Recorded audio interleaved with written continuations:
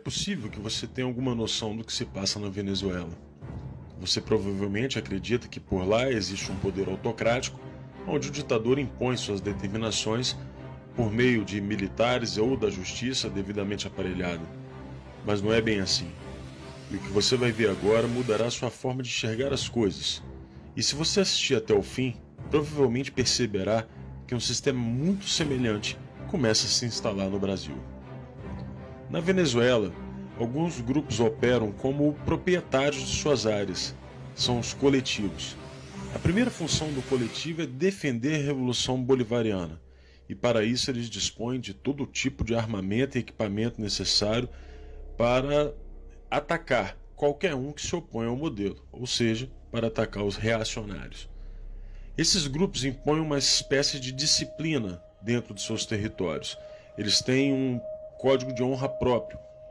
Muitos até se gabam de manter dentro de suas áreas um índice de criminalidade abaixo da média nacional, que por sinal são os piores do mundo, com 70 homicídios a cada 100 mil habitantes. Existem centenas de coletivos, todos eles armados com rifles portáteis, granadas, e 2 deles, os Carapaicos e Tupamaros, receberam treinamento militar dos guerrilheiros das Farc colombiana. Além disso, eles têm relações estreitas com outras gangues paramilitares, como os Los Rastrojos, também da Colômbia, que lhes fornecem armas. Esse grupo colombiano vive em conflito com o Exército de Libertação Nacional da Colômbia, que já se faz presente em 10 estados venezuelanos.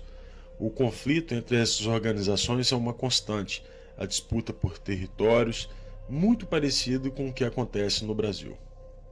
O governo venezuelano sustenta esses grupos por meio de planos sociais, concede recursos para seus projetos culturais e são eles que cuidam da distribuição de alimentos, entre outras benesses, naquele ambiente de fome e miséria.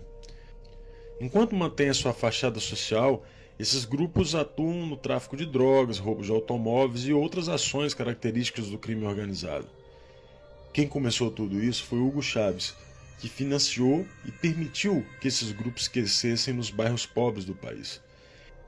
Nicolás Maduro herdou esse sistema, e os grupos que não estão sob seu controle estão sob o controle de 2 figuras sombrias do regime: Diosdado Cabello, acusado de ser um barão do narcotráfico da América Latina, e Fred Bernal, atual chefe nacional dos comitês locais de abastecimento e produção.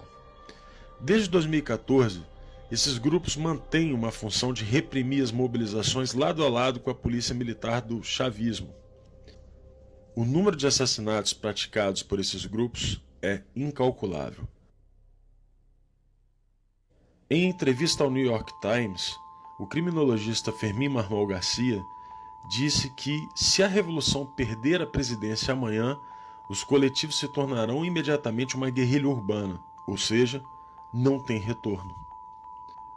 Os coletivos mais conhecidos são o Movimento Revolucionário de Libertação Carapaica, que usam vestimentas militares e escondem o rosto, e o seu líder é o comandante Murat. Suas armas incluem M4, rifles FAL, e são considerados um dos 2 grupos mais perigosos. O segundo grupo mais perigoso é o La Pedrita, que nasceu em 1985 por Carlos Ramírez Valentim. São responsáveis por inúmeros homicídios. Outro grupo conhecido é os Los Tupamaros, é uma organização de tendência marxista-leninista que herdou o nome do grupo guerrilheiro uruguaio sob o lema Comuna ou Nada. Esse grupo é apontado como o principal repressor dos protestos de oposição ao regime de Maduro. Existe a Coordenadoria Simón Bolívar, que atua em Caracas e se autoproclama um dos coletivos fundadores do regime. O coletivo Alexis Vive é conhecido por suas ações armadas e recentemente atacou as instalações do maior sindicato empresarial do país. O último grupo é o Grande Polo Patriótico, criado em 2011 e formado por 28 conselhos setoriais, que possui 10.810 mini-coletivos. Como você pode perceber, o sistema de dominação do povo venezuelano não pode ser revertido por um sistema eleitoral simples ou pela queda de Maduro. A melhor definição do que aconteceu por lá foi feita por Lech Walesa. Segundo Walesa, fazer o socialismo é fácil. É como fazer uma sopa de peixe de um aquário. Basta aquecer a água, não precisa nem temperar, as plantas já estão lá dentro. Fazer o contrário, criar uma sociedade livre a partir do comunismo, é como fazer o aquário utilizando uma sopa de peixe. Isso é complicado.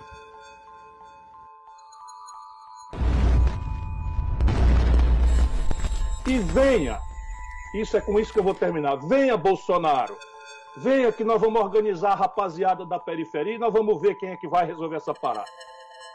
O juiz federal Odilon de Oliveira, de Ponta Porã, na fronteira do Mato Grosso do Sul com o Paraguai, obteve evidências da atuação de guerrilheiros das Forças Armadas Revolucionárias da Colômbia, as FARC, no treinamento de bandidos ligados ao primeiro comando da capital, PCC, e ao Comando Vermelho. Segundo as apurações de Oliveira, quadrilhas de narcotraficantes do Brasil são os principais clientes da América do Sul na compra de cocaína produzida pela facção colombiana. Eles treinam brasileiros lá para agir aqui.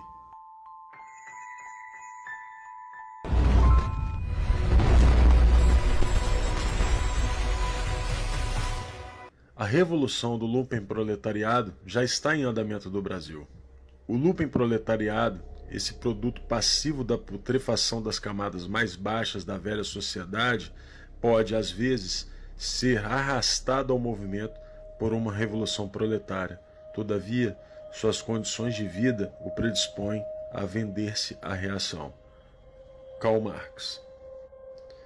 Você consegue se lembrar do Brasil antes de 2002? Pois é, não existiam cracolândias por aqui. A partir da vitória de Lula, a droga derivada da cocaína tomou conta do país, escravizando um número imensurável de brasileiros. Tais indivíduos são capazes de lutar com maior coragem, mas são propensos a ações destrutivas. Conduzidos de maneira correta, podem converter-se numa força revolucionária. Mao Tse-tung, em Análise das Classes e Sociedade Chinesa. Frantz Fanon é um teórico marxista muito conhecido entre as esquerdas.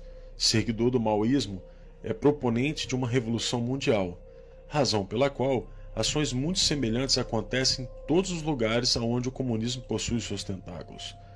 É dentro dessa massa da humanidade, esse povo das favelas, do núcleo do lumpesinato, que a rebelião vai encontrar o seu ponta de lança urbano.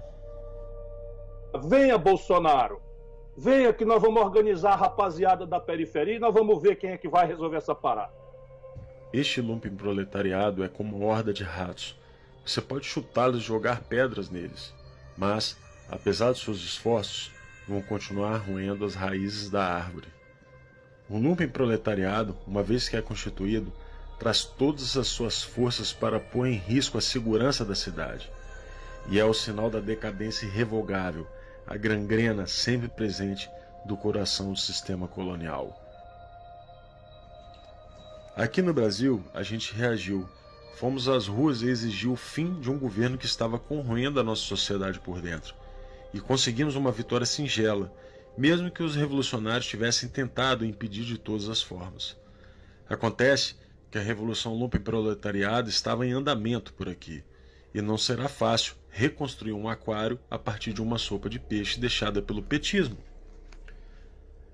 Você então se pergunta como podem haver banqueiros, artistas, intelectuais e membros da elite que não conseguem perceber esse tipo de situação e ainda assinam manifestos junto com Ciro Gomes, que, como já vimos, tem exata noção do que está acontecendo. E para isso, Karl Marx também tem uma explicação. A aristocracia financeira, tanto no modo de obter seus ganhos quanto no modo de desfrutar deles, nada mais é que o renascimento do lumpenproletariado nas camadas mais altas da sociedade burguesa. O lumpenproletariado não está limitado aos drogados, bandidos, famigerados da classe marginalizada. Estão nos poderes, nas corporações, na mídia e no judiciário. Veja que até as opiniões de alguns jornalistas conhecidos têm mudado. Isso acontece de acordo com a mudança de quem banca os seus contra-cheques. São as pércoras do jornalismo, ou os degenerados da informação. No judiciário, do mesmo modo, um número cada vez maior de criminosos é colocado nas ruas. Parte deles para alimentar a massa revolucionária, e outros vinculados justamente aos grupos que tratamos há pouco. Tudo isso é feito às claras. Não existe segredo. Preciso que a gente denuncie isto. Que a gente anteveja esse tipo de manobra. Porque não se pode fazer isso com o Supremo Tribunal Federal. Ah, agora eu vou dar uma de esperto e vou conseguir a decisão do aborto. De preferência, na turma com 3 ministros. Aí a gente faz um 2-1. E deixa de fora desse seu mau sentimento. Você é uma pessoa horrível. Uma mistura do mal com atraso e pitadas de psicopatia. Isso não tem nada a ver com o que está sendo julgado. É um absurdo, Vossa Excelência, aqui fazer um comício cheio de ofensas, grosserias. Vossa Excelência não consegue articular um argumento, fica procurando. Já ofendeu a presidente, já ofendeu o ministro Fux, agora chegou a mim. A corrosão do Conselho de Justiça da nossa própria Carta Magna atende ao conceito de Revolução Lumpen. Afinal, a disciplina e os códigos de honra, como já vimos, terão que ser aplicadas por grupos criminosos ao fim da conclusão do processo revolucionário. Agora que você já sabe qual é a situação que nos encontramos, eu faço um pedido. Não desista do Brasil. Bogô, o Brasil está caminhando para o abismo?